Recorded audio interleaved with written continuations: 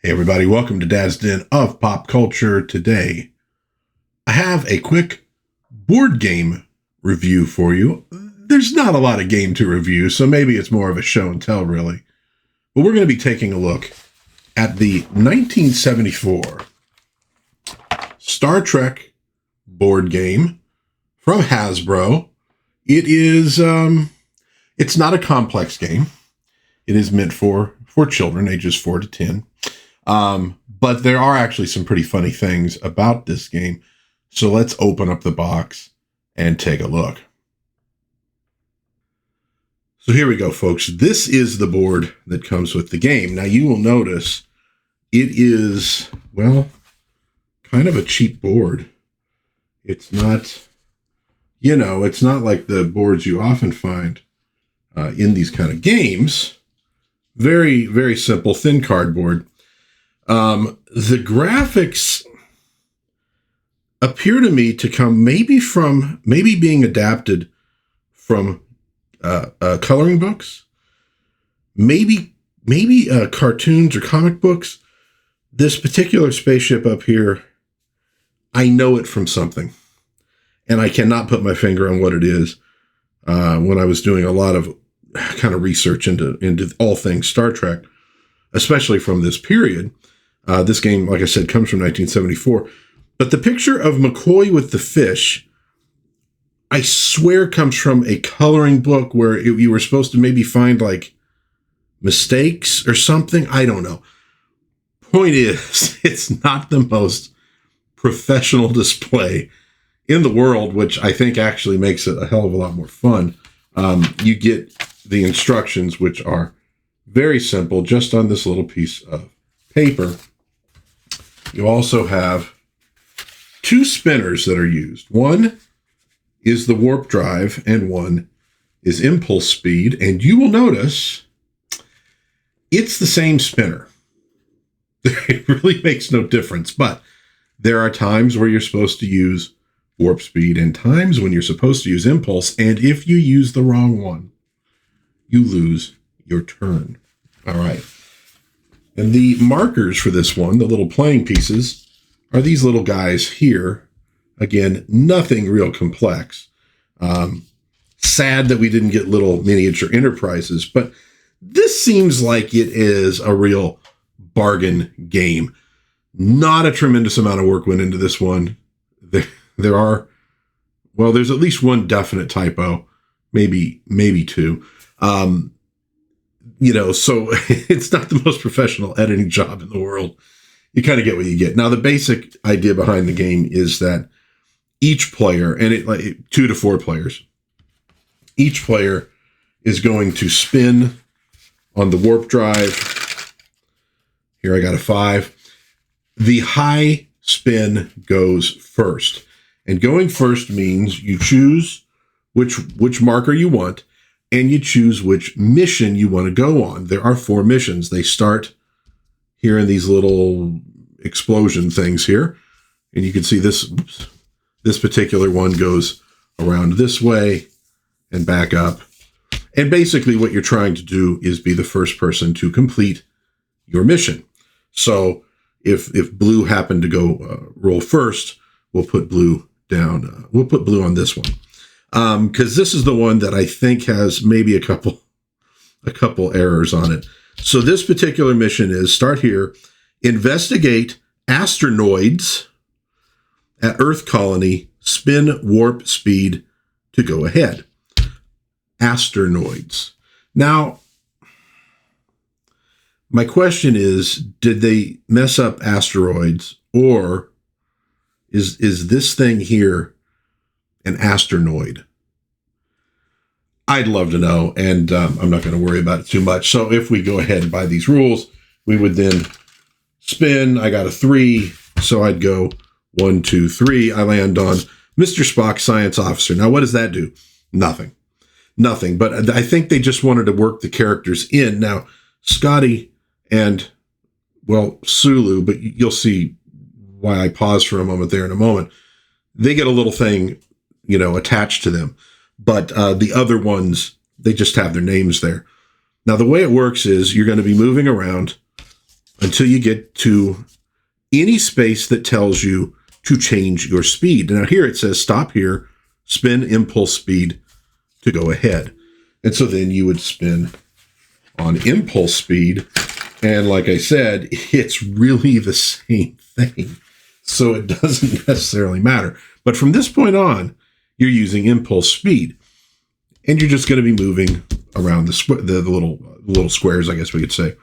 Now, you do have these things that if you land on, will tell you, what you're supposed to do. Asteroids have a strange power, go back 2 spaces. So if you land there, you're going back 2 spaces. Okay, now this is one of the ones that gets me. Sula, not Sulu, Sula tries to crash Enterprise, go back 5 spaces. Why, Sula? Why did you do it? We trusted you. It's so weird. So weird. So those are the 2 that I found that are definite errors. We also have, let's see, destroy asteroid, go ahead 3 spaces. Now here, you're supposed to move up and then back. Okay. And it says here, Captain Kirk orders beam down 2 spaces. I'm assuming they just mean move ahead 2 spaces. Makes sense. Save Earth colony, beam up 1 space. Okay. So when you get around to here, then you're just going back this way. And when you get to this one, you stop. Now you're using warp speed. So you spin on the warp speed one instead, and you go up to there. So that's how it works. Every player is going to be on a different mission, and whoever completes their mission first wins the game. It's ages 4 to 10. It's not really complex. What is fun is the weird graphics. I mean, again, McCoy holding this fish, and it says, let's see, this particular one is, start here, investigate alien spacecraft stranded in space, spin warp drive to go ahead. We have Captain James Kirk. We go through here. We get stop here, spin, impulse drive. Okay. We have sensors indicate marine life, go back 3 spaces. Okay.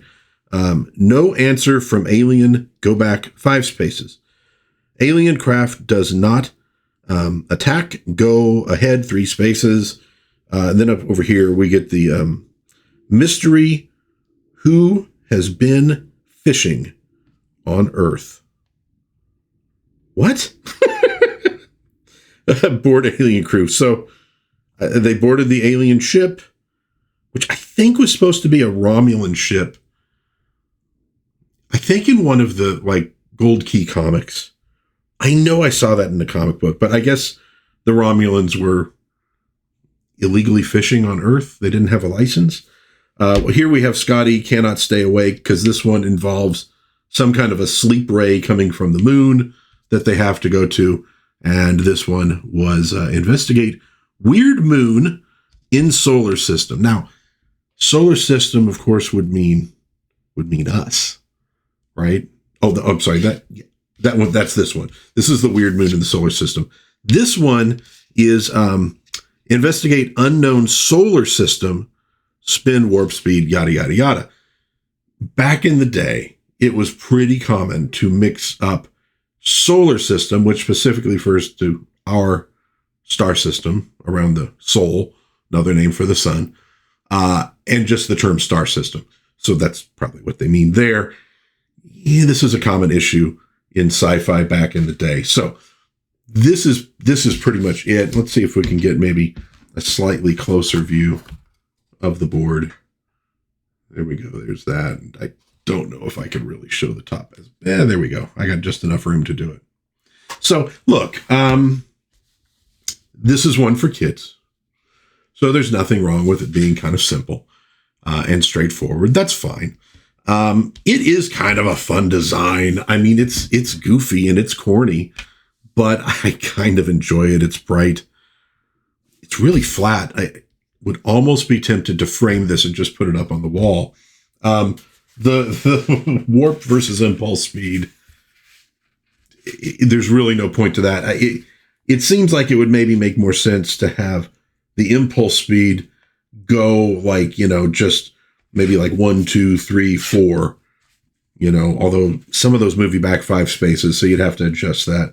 And then the warp, you go faster when you go warp drive. That would maybe make more sense. I don't know. I mean, with some of these things, they had limited time to work them out, and they just did the best they could. But I think the only strategy that could be in the game is maybe one of the missions is easier to complete quickly than the others. In terms of how many spaces you have to go back, how many you go forward. I don't know. I haven't looked that closely at it to figure out which one might be the easiest. Outside of that, there's really no strategy in this game. There are no tactics. It's just sit down, spin the little spinners, go around. But that's okay. Again, for kids, it's a rainy day. It's a weekend. You're kind of bored. Yeah, you get the kids, your friends together, your brothers, sisters, and you play a game. And of course, you're going to argue about it at certain points. But it's just something to do. You can have Star Trek on in the background. At this point, you could have either the original or I believe the animated Star Trek was maybe around by 74. I'd have to look. I don't recall, but it was right around that time period. You put Star Trek on, you play a Star Trek game, you have fun. And I think adults, Trekkies, Trekkers could probably just kind of do the same thing. An excuse to hang out with friends and play something silly and laugh. And, maybe you could turn it into a drinking game. I don't know. That, though, is the Hasbro Star Trek game from 1974. This one was a gift from my daughter for Christmas. She knows her old man pretty well. I've featured a few of her gifts over the years. And this is a fun one. And it's one that I've had my eye on before, but it never quite, pulled the trigger on my phaser to buy it. Look at that. We got Kirk knocking somebody out in the front. Nice stuff. And, they had limited materials with which to work. Oh, you do notice Bones is wearing red. They didn't have room for Scotty, I guess. So they said, well, we'll put Bones in red and that'll count for Scotty and Uhura, and that'll work out. But this is the Hasbro Star Trek game, 1974. If you had this game when you were a kid, let me know what you thought of it in the comments. I would love to hear from you. If you have any questions about it, I kind of doubt. I think I covered the rules and gameplay pretty well here. But if you have any questions, put that in the comments as well. If you enjoyed this little video, please give it a thumbs up. Maybe subscribe to the channel, maybe share with a friend. We do all sorts of videos in Dad's Den of pop culture, games, TV shows, movies, books, comic books, etc. Just a lot of fun stuff is what I try to cover. But until next time, God bless everybody. Please be kind to one another. Have a little bit of fun out there. And I will see you hopefully again soon in Dad's Den of pop culture. Bye-bye.